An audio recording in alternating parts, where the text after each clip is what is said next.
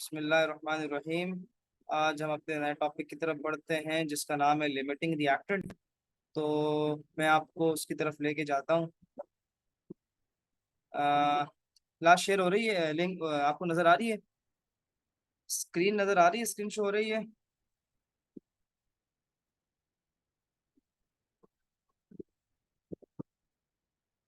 अच्छी बात है। हम अपनी क्लास स्टार्ट करते हैं, चलो भाई। अ,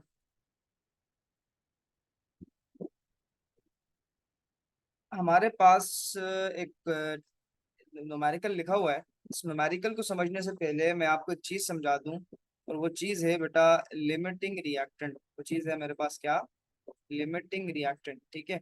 मैं आपको वो समझाना चाह रहा हूँ कि दरअसल लिमिटिंग रिएक्टेंट होता क्या है। हम उसकी बात करते हैं।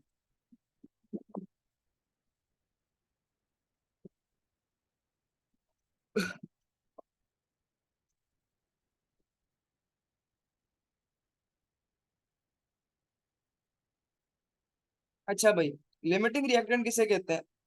लिमिटिंग रिएक्टेंट हम लोग कहते हैं बेटा ऐसी, इसमें एक अल्फाज है रिएक्टेंट का। ठीक है। इसको और से देखना। आपको एक चीज तो पता है, मेरे पास एक केमिकल रिएक्शन है A+B। ये कन्वर्ट हो रहा है किसके अंदर? AB के अंदर। सही है। अब आपको पता है कि इस तीर के धुन की तरफ जो भी चीजें होती हैं वो क्या कहलाती हैं? रिएक्टेंट। और जो सर वाली चीजें होती हैं वो क्या कहलाती हैं? प्रोडक्ट कहलाती हैं। ठीक है। ये चीज तो कंफर्म है। इसके अलावा अगर हम लोग बात करें, वो ये बात करते हैं कि लिमिटिंग रिएक्टेंट दरअसल हम लोग कहते हैं द अमाउंट ऑफ हमारे हम लोग कहते हैं the reactant which is entirely consume first during chemical reaction. हमारे पास लिमिटिंग रिएक्टेंट क्या होता है? इसकी दो डेफिनेशंस बनती है बेटा लिमिटिंग रिएक्टेंट की। एक डेफिनेशन वो जो आपकी बुक में लिखी है, ठीक है, और दूसरी मैं आपको बताता हूँ। पहले आपकी बुक वाली समझते हैं। वो ये कह रहा है कि जब हमारे पास, आपके पास कोई भी रिएक्टेंट कंप्लीटली कंज्यूम हो जाए, कोई भी रिएक्टेंट क्या हो जाए? कंप्लीटली कंज्यूम हो जाए, कंप्लीटली इस्तेमाल हो जाए। कंप्लीटली कंज्यूम या कंप्लीटली इस्तेमाल का मतलब ये है कि मेरे पास कोई भी रिएक्टेंट जो है वो कंप्लीटली मुकम्मल तौर पर हमारे पास किस में कन्वर्ट हो जाए? प्रोडक्ट में कन्वर्ट हो जाए। किस में कन्वर्ट हो जाए? प्रोडक्ट में कन्वर्ट हो जाए। तो ये हमारे पास बेटा क्या कहलाता है? लिमिटिंग रिएक्टेंट कहलाता है। यानी मिसाल के तौर पे आपके पास कोई भी रिएक्टेंट है, अगर वो सबसे पहले क्या हो रहा है? कंज्यूम हो रहा है। सबसे पहले क्या हो रहा है? कंज्यूम हो रहा है और कंप्लीटली कंज्यूम हो रहा है, तो इसको हम लोग क्या नाम देते हैं? लिमिटिंग रिएक्टेंट का नाम देते हैं। दूसरा मेरे पास इसकी डेफिनेशन बनती है the least amount of product produce during chemical reaction. जगह नहीं है तो मैंने बेटा जैसे अपने पास क्या लिखा है, आपके पास ये लीस्ट अमाउंट ऑफ प्रोडक्ट की बात देखी। कोई भी केमिकल रिएक्शन हो रहा है और केमिकल रिएक्शन के दौरान अगर मेरे पास कोई भी प्रोडक्ट जो है क्या हो रहा है, कोई भी प्रोडक्ट जो है वो सबसे लीस्ट अमाउंट में प्रोड्यूस हो रहा है। किस अमाउंट में प्रोड्यूस हो रहा है? लीस्ट अमाउंट में प्रोड्यूस हो रहा है, तो बेटा याद रखिएगा कि हमारे पास वो क्या कहलाएगा? लिमिटिंग रिएक्टेंट कहलाएगा। अब आप क्वेश्चन करेंगे बहुत सारे लिमिटिंग रिएक्टेंट के क्वेश्चंस मैं आपको करवाऊंगा। तो आप कैसे पहचानोगे कि आपके पास वो क्या है, लिमिटिंग रिएक्टेंट कौन सा है? तो बेटा लिमिटिंग रिएक्टेंट को पहचानने का तरीका ये है कि आपके पास दो तीन चार आंसर आ रहे होंगे। ठीक है। तो आपने क्या करना होगा? आपने मालूम करना होगा कि इन तीन चार आंसर्स में से लिमिटिंग रिएक्टेंट कौन सा है। तो जो बेटा सबसे लोएस्ट वैल्यू आएगी, जो सबसे लोएस्ट आंसर आ रहा होगा आपका, आपने उसको क्या मानना है? लिमिटिंग रिएक्टेंट मानना है। जो सबसे लोएस्ट आंसर आ रहा होगा वो क्या कहलाएगा? आपका लिमिटिंग रिएक्टेंट कहलाएगा। ठीक है। ये यहाँ तक क्लियर है? यहाँ तक समझ आया कि लिमिटिंग रिएक्टेंट क्या होता है? तो लिमिटिंग रिएक्टेंट क्या है बेटा? सबसे लीस्ट अमाउंट ऑफ प्रोडक्ट, यानी प्रोडक्ट की सबसे छोटी वैल्यू जो होगी वो क्या कहलाएगी? लिमिटिंग रिएक्टेंट कहलाएगी। अच्छा, अब इसके न्यूमेरिकल की तरफ बढ़ते हैं। इसका न्यूमेरिकल क्या है जरा हम लोग देख लेते हैं। इसके न्यूमेरिकल क्लियर है? यहाँ तक समझ आ रही है?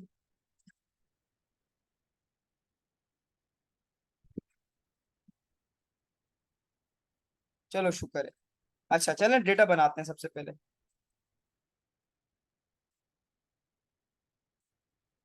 ठीक है। डेटा बनाते हैं, सवाल को पढ़ते हैं। Combustion of ethene in air to form carbon dioxide and H2O is given in the following equation. आपको इक्वेशन दे रहा है, एक इक्वेशन आपको दे रहा है, और इस इक्वेशन के अंदर वो आपको कह रहा है कि हम क्या कर रहे हैं। हमारे पास एक इथीन है, हमने इस इथीन को क्या किया, ये जो C2H4 है, ये इथीन का फॉर्मूला, ये भी गैस होती है। इथीन गैस को हमने जलाया है। इथीन गैस को जब हमने जलाया, कहाँ पर जलाया बेटा, एयर में जलाया। हमने एयर में इथीन गैस को जला दिया। इसको जलाने के नतीजे में बेटा, हमने इसको जलाया क्यों, ताकि हमें क्या मिले, कार्बन डाइऑक्साइड और वाटर मिले। यहाँ पर लिखा हुआ है कि combustion of ethene in air to form carbon dioxide and H2O। हमने क्या किया, इथीन गैस को जलाया, क्यों जलाया भाई, क्या बनाने के लिए, कार्बन डाइऑक्साइड और वाटर मॉलिक्यूल को बनाने के लिए। If a mixture containing 2.8 gram C2H4 and 6.4 gram H2O is allowed to ignite. Ignite का मतलब होता है किसी भी चीज को जलाना। डेटा बनाते हैं। डेटा में सबसे पहले कह रहा है कि अगर मेरे पास कोई मिक्सचर है इथीन का, और उस एक मिक्सचर है मेरे पास, उस मिक्सचर के अंदर दो किस्म की गैसेस मौजूद है, ऑक्सीजन है और मेरे पास क्या गैस मौजूद है, इथीन गैस मौजूद है। तो सबसे पहले उसने मास दिया हुआ इथीन का। इथीन का मास क्या दे रहा है बेटा आपको, मास ऑफ C2H4। ये C2H4 जो है, ये किसका बेटा मास है मेरे पास, ये इथीन का मास है। और ये कितना है, 2.8 ग्राम। सही है। इसके बाद वो आपके पास क्या बात कर रहा है बेटा, मास ऑफ O2, ऑक्सीजन के मास की बात कर रहा है। तो ऑक्सीजन का मास कितना है, 6.4 ग्राम। सही है। अगला पढ़ते हैं, identify the limiting reactant and determine the mass of carbon dioxide gas will be form. वो कह रहा है कि हमें लिमिटिंग रिएक्टेंट मालूम करके बताओ, और हमें कार्बन डाइऑक्साइड गैस जो बनेगी उसका मास मालूम करके बताओ। तो चले रिक्वायर्ड, हम रिक्वायरमेंट में लिखते हैं, हमें रिक्वायर्ड क्या क्या चीज है। रिक्वायर्ड में क्या है बेटा, सबसे पहले आएगा, हमने क्या मालूम करना है, सॉरी, हमने मालूम करना है लिमिटिंग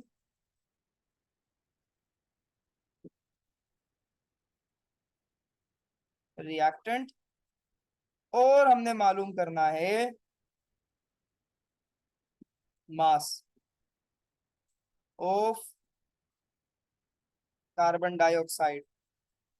ये दो चीजें मालूम करनी है। यहाँ तक क्लियर है, यहाँ तक समझ आई, आगे बढ़े।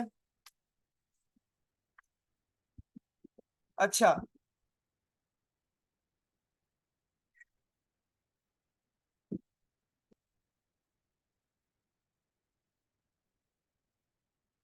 यहाँ तक क्लियर है। कोई सवाल यहाँ तक। हाँ भाई, क्लियर है दोनों को।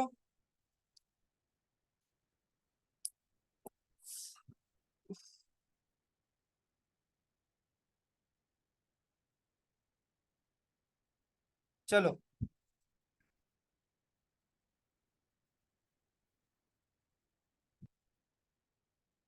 क्लियर है ना भाई, सही है। अच्छा जी, आगे बढ़ते हैं, चलें भाई, आगे बढ़ते हैं। और आगे बढ़ने के लिए हमारे पास, हमें इसको मिटाना चाहिए, हम इसको पहले मिटाएंगे।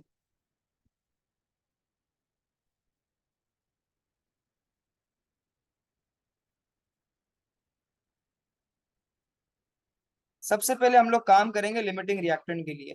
तो याद रखना, जब भी आपने क्या मालूम करना हो, लिमिटिंग रिएक्टेंट मालूम करना हो, तो आपके पास कुछ तरीके हैं लिमिटिंग रिएक्टेंट को मालूम करने के।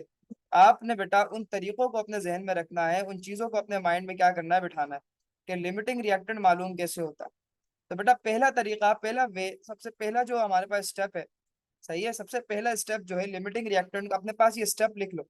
स्टेप तुम्हारे काम के हैं कि लिमिटिंग रिएक्टेंट अगर हमने मालूम करना है तो हमने किन चीजों पर फोकस करना है। सबसे पहली चीज आपने फोकस करना है केमिकल रिएक्शन के ऊपर, जो केमिकल इक्वेशन आपको दी हुई है इसके ऊपर आपने क्या करना है, फोकस करना है। केमिकल इक्वेशन आपके काम की है, पहली चीज आपके काम की क्या है, आपकी केमिकल इक्वेशन। ठीक है, वो अपने पास साइड पे एक तरफ आपने लिख देना।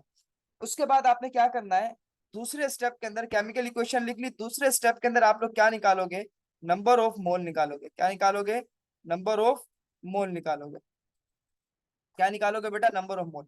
किसके नंबर ऑफ मोल निकालोगे, सबसे पहले आप नंबर ऑफ मोल निकालोगे जिसके आपको मास दे रहा है, जिसका आपको क्या दे रहा है, मास दे रहा है। अगर मैं इस सवाल की बात करूं, इस सवाल में आपको मास किस चीज के, किस किस चीज के मास दे रहा है बेटा, वो इस सवाल में आपको मास दे रहा है, सिंपल दो चीजों के मास दे रहा है। एक आपको मास दे रहा है, एक मिनट, एक आपको मास दे रहा है बेटा, एक आपको मास दे रहा है इसका C2H4 का मास दे रहा है, सही है, C2H4 का मास दे रहा है, कितना दे रहा है 2.8 ग्राम। और एक आपको मास दे रहा है 6.4 ग्राम, वो किसका दे रहा है, O2 का मास दे रहा है। तो मतलब जिस जिसका मास दे रहा है पहले आप उसका क्या निकालेंगे, नंबर ऑफ मोल निकालेंगे, ठीक है। चले भाई आपने इसका क्या करना है, पहले नंबर ऑफ मोल निकालना है, तो चले भाई सबसे पहले हम लोग क्या निकालते हैं नंबर। अच्छा इसके बाद क्या करना है, उसके बाद समझो तीसरे स्टेप पे क्या करना है। तीसरे स्टेप पे भी आपने क्या करना है बेटा, आपने मोल निकालने हैं, आपने क्या निकालना है, नंबर ऑफ मोल ही निकालने हैं तीसरे स्टेप में। लेकिन इसमें आपने जो नंबर ऑफ मोल निकालने हैं वो आपने क्या निकालने हैं बेटा, प्रोडक्ट के नंबर ऑफ मोल निकालने हैं। यानी जो आपके पास प्रोडक्ट साइड है, जो प्रोडक्ट आएगा, ये जो प्रोडक्ट साइड है बेटा, इसके नंबर ऑफ मोल निकालोगे, ठीक है। नंबर ऑफ मोल किसके निकालोगे, प्रोडक्ट के निकालोगे। अब नंबर ऑफ मोल जो है वो प्रोडक्ट के कैसे निकालोगे, वो मैं आपको बताता हूँ आगे स्टेप में। चौथे के अंदर आके लास्ट स्टेप जो है उसमें आप लोग क्या करोगे बेटा, लिमिटिंग रिएक्टेंट फाइंड आउट करोगे। चौथे स्टेप में आके क्या करोगे, लिमिटिंग रिएक्टेंट फाइंड आउट करोगे, ठीक है। आगे बढ़े, यहाँ तक क्लियर है कि हमने किस तरीके से क्या करना है, इस क्वेश्चन को सोल्व करना है। पहले आप केमिकल इक्वेशंस को देखेंगे, फिर जिसका मास आपको दे रहे हैं आप उसका नंबर ऑफ मोल निकालेंगे, फिर आप नंबर ऑफ मोल निकालेंगे प्रोडक्ट के, ये मैं बताता हूँ कैसे निकलेगा। फिर जो आप मोल नंबर ऑफ मोल के प्रोडक्ट निकालेंगे उसके बाद आप कंपेयर करेंगे उनको, जो उसमें सबसे छोटी वैल्यू आएगी आप उसको क्या कर देंगे बेटा, उसका उसको आप लिमिटिंग रिएक्टेंट कर देंगे कि भाई ये हमारे पास सबसे छोटी वैल्यू है, सबसे लीस्ट है, तो इसका मतलब ये क्या कहलाएगा, लिमिटिंग रिएक्टेंट कहलाएगा, सही है। आगे बढ़े, यहाँ तक क्लियर है।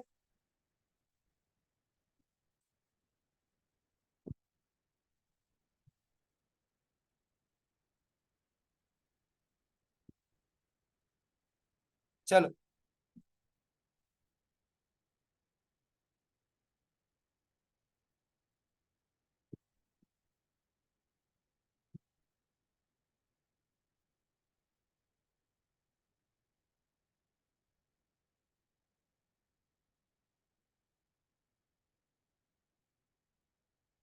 क्वेश्चन को सॉल्व करते हैं भाई, सोल्यूशन करते हैं। हमने पूरा डेटा बना लिया था कि मास इसका दे रहा है, इसका दे रहा है।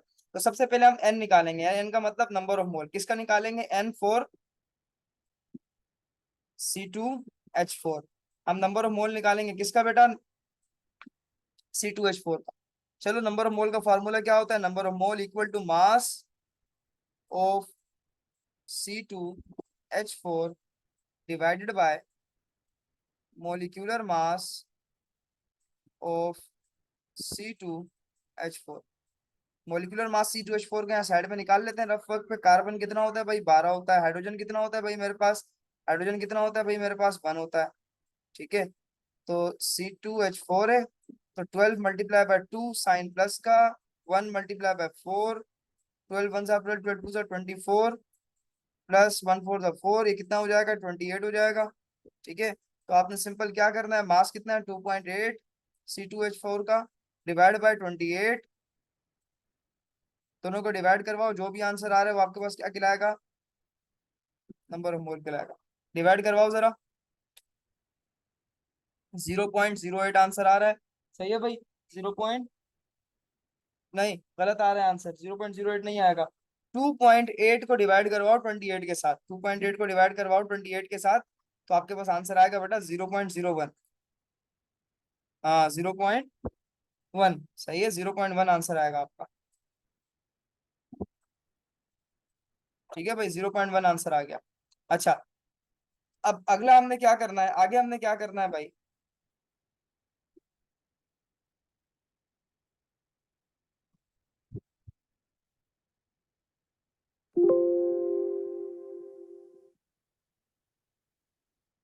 अच्छा अगले स्टेप में क्या करना है,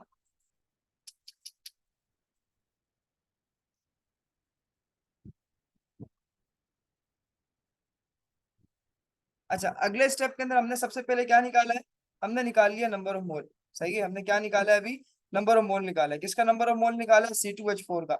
अभी तो जैसे हमने किसका निकाला है बेटा, C2H4 का नंबर ऑफ मोल निकाला है, सही है। अभी नंबर ऑफ मोल निकालना किसका बाकी है, अभी नंबर ऑफ मोल निकालना बाकी है हमारे पास बेटा, किसका नंबर ऑफ मोल निकालना बाकी है, हमारे पास नंबर ऑफ मोल निकालना बाकी है किसका, O2 का। अभी हम लोग निकालते हैं O2 का नंबर ऑफ मोल, यानी ऑक्सीजन का, क्योंकि मास किसका दे रहा है, ऑक्सीजन का भी मास हमें दे रहा है ना। पहले हमारे मास किसका दे रहा था, इथीन का दे रहा था, हमने इथीन का निकाल लिया। अब हमें ऑक्सीजन का मास दे रहा है, तो चलो ऑक्सीजन के मास के लिए भी क्वेश्चन को सॉल्व करते हैं भाई। आगे बढ़े, ठीक है, आगे बढ़ते हैं, चलो। N4O2। अब नंबर ऑफ मोल किसका निकालेंगे भाई हम लोग? O2 का नंबर ऑफ मोल निकालेंगे, ठीक है। इधर O2 है, ऑक्सीजन कितना होता है 16, 16 को 2 से मल्टीप्लाई करवाओ, क्या आ जाएगा 32, ये मॉलिक्यूलर इसका एटॉमिक मास आ गया। अच्छा, अब हम लोग बात करते हैं number of mole equal to mass of O2 divided by atomic mass of O2।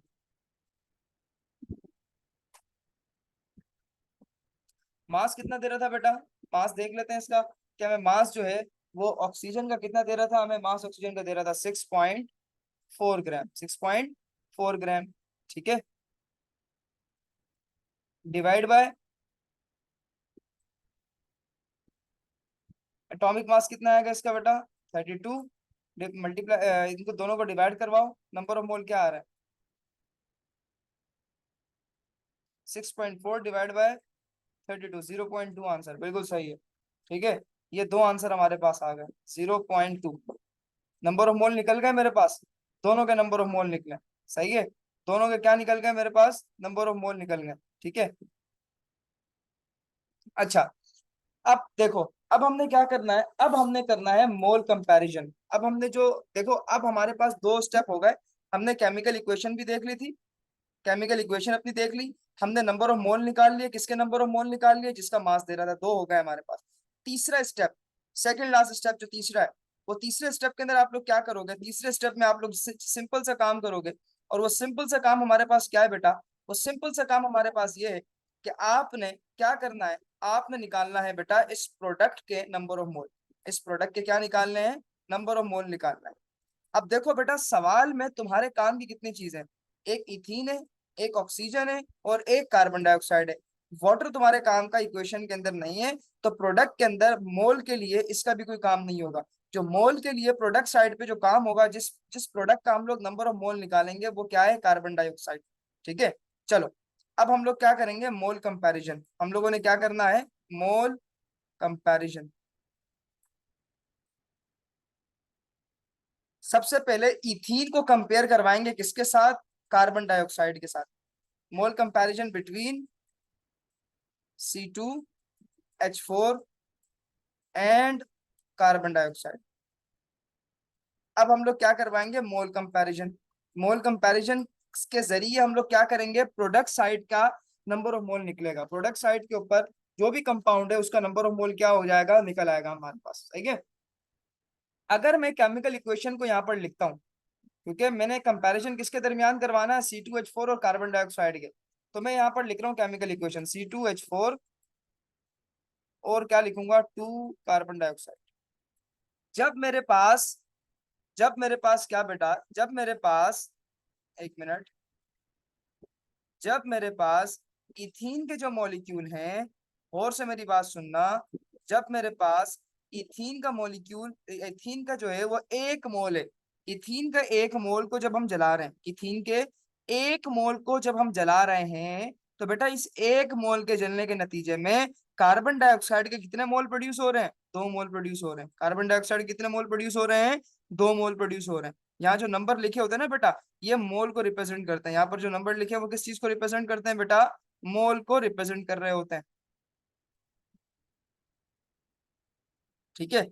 1 मोल जो है इथीन का, इथीन का क्या कह रहा हूं मैं, इस इथीन का 1 मोल जब हमने जलाया, तो इस 1 मोल को जलाने के नतीजे में मेरे पास कार्बन डाइऑक्साइड के कितने मोल प्रोड्यूस हुए, कार्बन डाइऑक्साइड के 2 मोल प्रोड्यूस हो गए, कार्बन डाइऑक्साइड कितने मोल प्रोड्यूस हुए, 2 मोल। तो मैं बात यहां पर लिख रहा हूं कि 1 मोल ऑफ C2H4 गिव्स, क्या दे रहा है हमें, 2 मोल ऑफ CO2। जब मेरे पास इथीन 1 मोल था, तो कार्बन डाइऑक्साइड के कितने मोल थे, 2 मोल थे। अभी हमने क्वेश्चन सोल्व किया, तो हमने इथीन का नंबर ऑफ मोल निकाला था, इथीन का नंबर ऑफ मोल क्या निकाला था बेटा, हमने हमने निकाला था 0.1, हमने क्या निकाला था, 0.1 निकाला था। तो अब हम हमें यहाँ पर ये बात करनी है कि अगर मेरे पास इथीन का जो नंबर ऑफ मोल है वो 0.1 है। इथीन का नंबर ऑफ मोल क्या है? अगर मेरे पास इथीन का नंबर ऑफ मोल क्या है बेटा, इथीन का नंबर ऑफ मोल 0.1 है, तो वो हमें कितने मोल जो है वो कार्बन डाइऑक्साइड के देगा। देखो भाई, ऊपर कह रहा था ना कि अगर 1 मोल है, अगर वो मेरे पास 1 मोल था, जब ऊपर मेरे पास क्या था, वो 1 मोल था, तो जब वो 1 मोल था तो वो हमें कितना दे रहा था बेटा? 1 मोल था, तो 2 मोल कार्बन डाइऑक्साइड के दे रहा था। अगर 0.1 मोल हो गया है, तो जब 0.1 मोल हो गया तो अब कितने देगा? तो आपने सिंपल क्या करना है, आपने सिंपल सा काम करना है, तो आपने सिंपल सा काम ये करना है बेटा, इस 0.1 को मल्टीप्लाई करवा देना है किसके साथ? 0.1 को मल्टीप्लाई करवाना है किसके साथ बेटा? 2 के साथ। जरा जरा मल्टीप्लाई करवाओ 2 के साथ, क्योंकि यहाँ पर देखो 2 है ना, ये 2 है यहाँ पर, ये प्रोडक्ट साइड के ऊपर कार्बन डाइऑक्साइड का 2 है। तो जो इसकी वैल्यू होगी, जो इसका नंबर ऑफ मोल होगा, आप उसके नंबर ऑफ मोल को इस कार्बन डाइऑक्साइड के नंबर ऑफ मोल के साथ मल्टीप्लाई करवा देंगे। तो 0.1 मोल आया था, इसको आपने 0.1 मोल को इस 2 के साथ मल्टीप्लाई करवाया, तो आपके पास आंसर क्या आया है? 0.2। तो इसका मतलब आपने मोल कंपैरिजन किसके दरमियान अभी करवाया था? इथीन के और कार्बन डाइऑक्साइड के दरमियान जब आपने कंपैरिजन करवाया, तो आपके पास क्या आया आंसर? 0.2 मोल आया। यहाँ तक समझ आई बात? यहाँ तक क्लियर है दोनों को?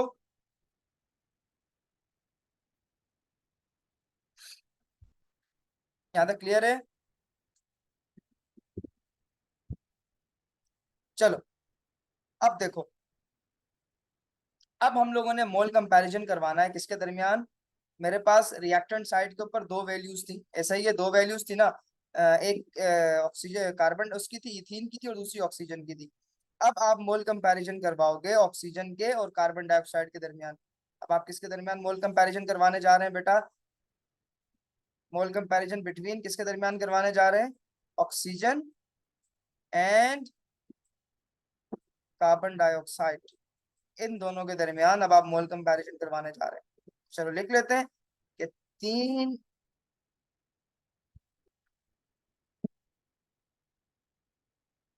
ये यहाँ पर क्या बात कर रहा है, ये कह रहा है 3 mole of O2, 3 mole of O2 gives 2 mole of carbon dioxide.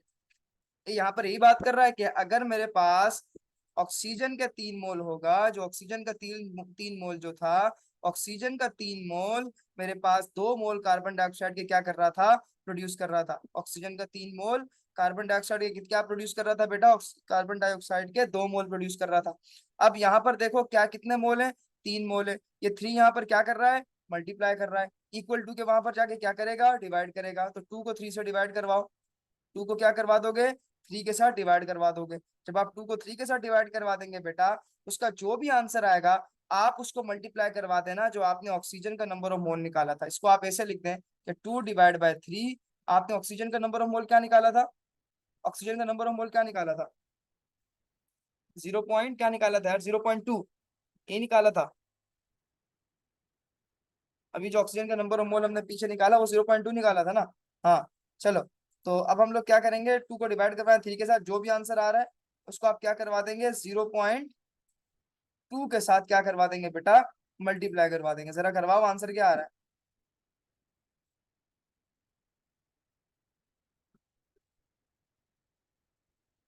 Answer क्या आ रहा है? 2/3 मल्टीप्लाई बाय 0.2, 0.13, ऐसे ही आंसर आ रहा है, 0.13। ठीक है, ये आपके पास क्या आ रहा है बेटा? आंसर आ रहा है। तो आपके पास दो आंसर निकल आए। आपके पास क्या आ गए? दो आंसर निकल आए। अब आपने दोनों का कंपैरिजन करवा लिया, इसका भी करवा लिया कंपैरिजन, इसका भी करवा लिया कंपैरिजन, तो कोई रिएक्टेंट कोई और बचा तो है नहीं। आपने प्रोडक्ट के दोनों, इन दोनों को प्रोडक्ट के साथ कंपेयर करवा लिया, इसका मतलब लास्ट स्टेप रह गया, और लास्ट स्टेप क्या है? लिमिटिंग। अब आपने फैसला करना है लिमिटिंग रिएक्टेंट कौन सा है। वैसे अगर एक तुक्का लगाओ, आप लोगों के लिहाज से आपने 2 मोल कंपैरिजन किए, ठीक है, आपने इथीन का भी मोल कंपैरिजन किया, आपने ऑक्सीजन का भी मोल कंपैरिजन किया, इथीन का और ऑक्सीजन दोनों का आपने मोल कंपैरिजन किया। तो आप उन दोनों में से मुझे बताओ कि इन दोनों में से, इथीन में से और ऑक्सीजन में से, छोटा आंसर किसका मिला है आपको मोल कंपैरिजन में?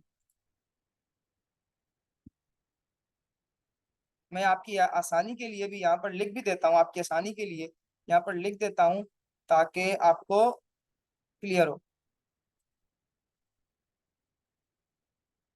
सोच लो, सोच समझ के बोलो, और से थोड़ा देखो।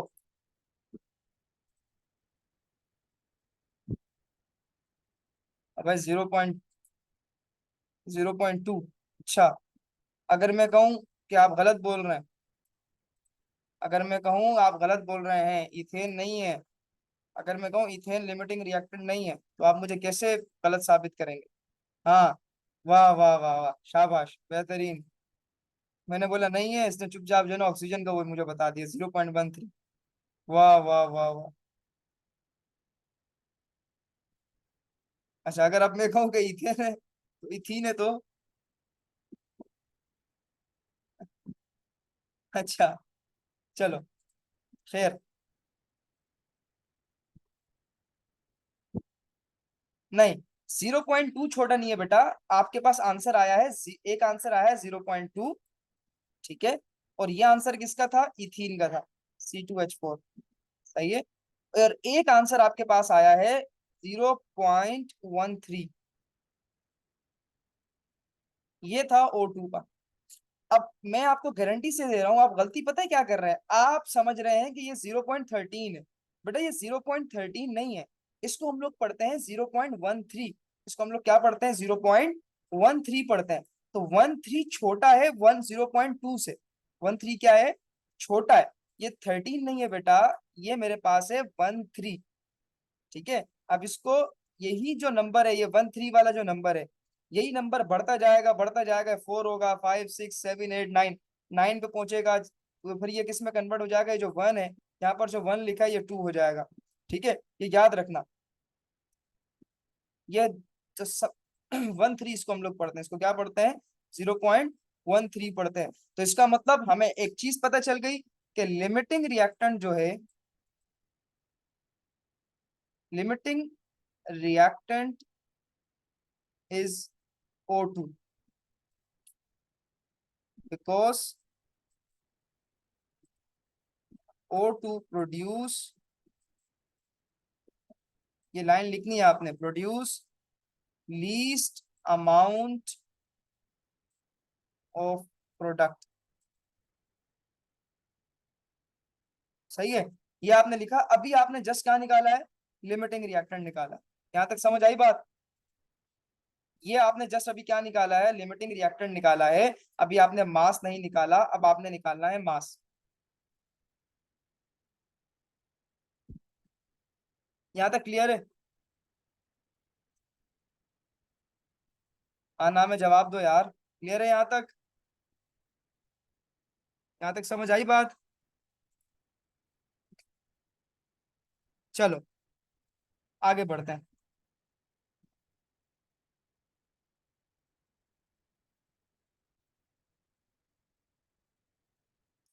अब हमने क्या करना है? अब हमने मालूम करना है बेटा, सिंपल सी चीज है, और वो है मास।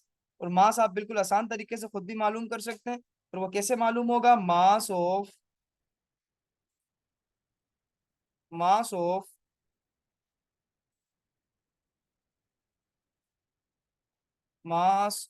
O2, O CO2, sorry.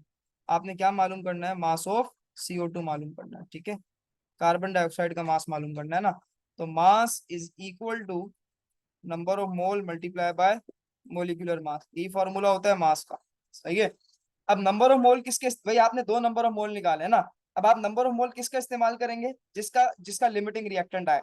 जो लिमिटिंग रिएक्टेंट का आंसर आया ना, वही नंबर ऑफ मोल में इस्तेमाल होगा। लिमिटिंग रिएक्टेंट का आंसर क्या आया था मोल में? 0.13। इसी को आप नंबर ऑफ मोल में इस्तेमाल करोगे। आपके पास दो आंसर आए थे, इथीन के और कार्बन ऑक्सीजन के। ठीक है। इन दोनों में जो लिमिटिंग रिएक्टेंट होगा, इन दोनों में क्या होगा? जो लिमिटिंग रिएक्टेंट होगा, इन दोनों में क्या होगा? जो लिमिटिंग रिएक्टेंट होगा बेटा, उसका नंबर ऑफ मोल हम लोग क्या करेंगे? इस आंसर, इस मास मालूम करने वाले इस मास के अंदर हम लोग क्या करेंगे? नंबर ऑफ मोल इस्तेमाल करेंगे। यहाँ पर नंबर एन का मतलब है नंबर ऑफ मोल। क्लियर है यहाँ तक? Number of mole, carbon dioxide का मोलिकुलर मास आप निकालोगे तो आपके पास क्या आंसर आएगा? 44। तो 0.13 को मल्टीप्लाई करवाओ 44 के साथ, तो आपके पास आंसर क्या आ रहा है? Mass of CO2 equal to, क्या आंसर आया भाई? 5.7, 5.72 ग्राम। 5.72 ग्राम। यहाँ पर जाके हमारा क्वेश्चन सोल्व हुआ। और ये हमारा क्या था बेटा, आंसर था। ठीक है बेटा, क्लियर है यहाँ तक? कोई क्वेश्चन?